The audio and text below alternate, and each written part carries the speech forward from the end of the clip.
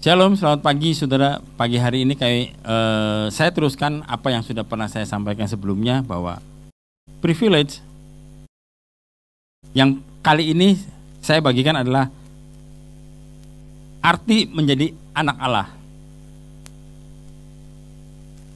Sebagai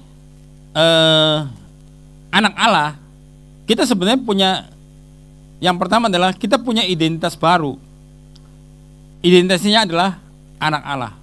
Bukan secara duniawi kita seperti saat ini di pekerjaan sekuler, tetapi kita mempunyai satu identitas di mana identitas itu adalah yang sangat jelas anak Allah. Galatia 4 ayat 7.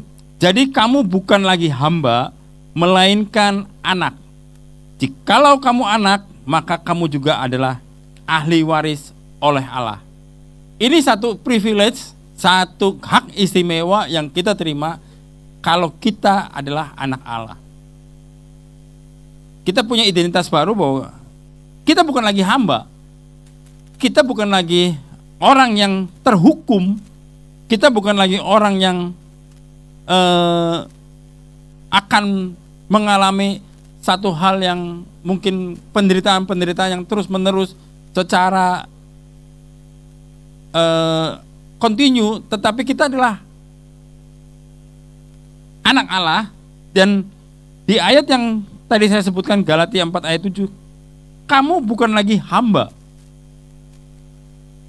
melainkan anak. Setahu saya tidak ada orang tua yang mau anaknya menderita. Bahkan seekor macan sekalipun tidak pernah memakan anaknya. Allah kita adalah Allah yang hidup, Allah yang penuh dengan kasih, Allah yang penuh dengan logika, dan kita sudah diangkat menjadi anak. Jadi tidak mungkin kita akan dibiarkan menderita. Kita pasti akan diberikan satu kekuatan, penghiburan, dan lainnya. Kita itu sekarang adalah ahli waris. Kita adalah bukan lagi hamba yang selalu menderita, tetapi kita adalah anak seorang Tuhan. Anak yang tidak mungkin diberikan penderitaan yang melewati batas.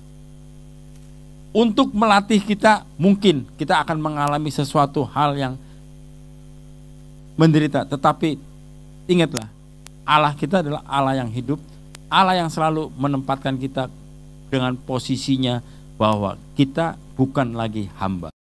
Kita adalah anak seorang Tuhan, anak yang memang punya kehidupan yang baik. Yang berikutnya adalah akses langsung kepada Bapa. Kita punya akses langsung kepada Tuhan lewat doa.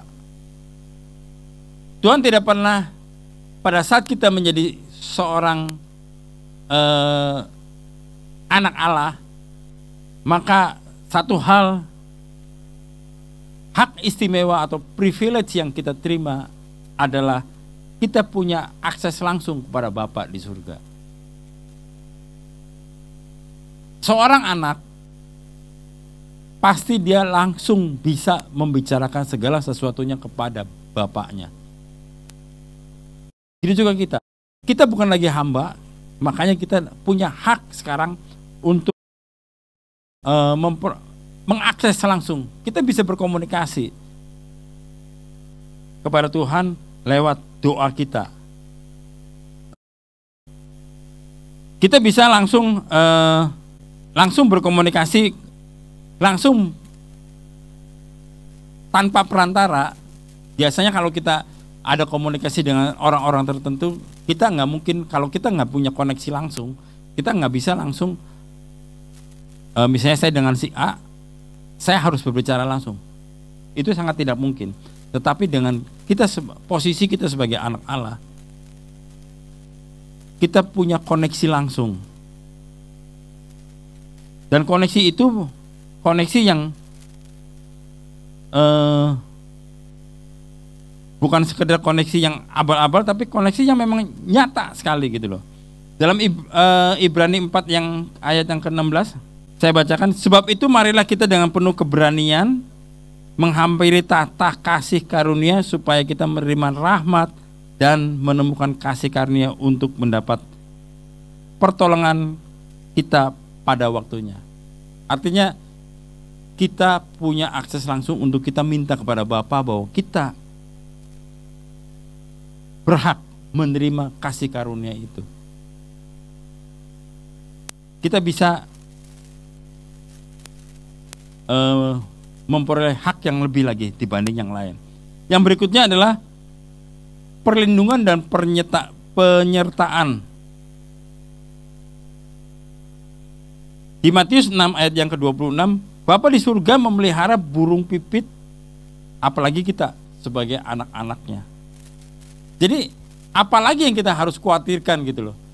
Sebagai, kalau kita sudah punya privilege sebagai anak Allah, kita sudah punya identitas baru, bukan lagi hamba, kita sudah punya akses langsung kepada Bapa, kita sudah punya perlindungan dan pernyataan yang pasti tidak akan diabaikan dan pasti akan nyata dalam hidup kita sepanjang hidup kita, selama kita benar di hadapan Tuhan.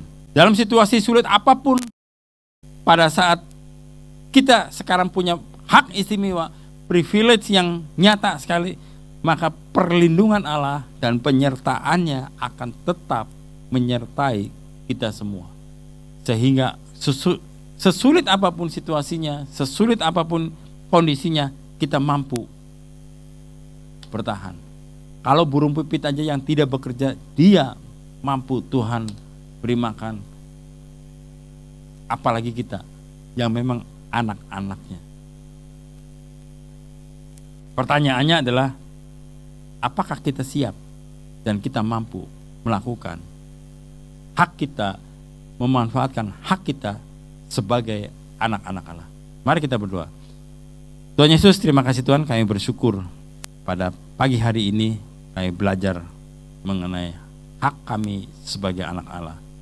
Engkau yang sudah ubahkan kami menjadi bukan lagi hamba, Engkau yang sudah memberikan kami akses langsung tanpa kami harus pakai dengan perantara, dan juga Engkau yang memberikan perlindungan dan penyertaan kepada kami. Dalam hal apapun kami serahkan hidup kami sepenuhnya dalam tangan-Mu. Haleluya. Amin. Selamat pagi, Tuhan Yesus memberkati.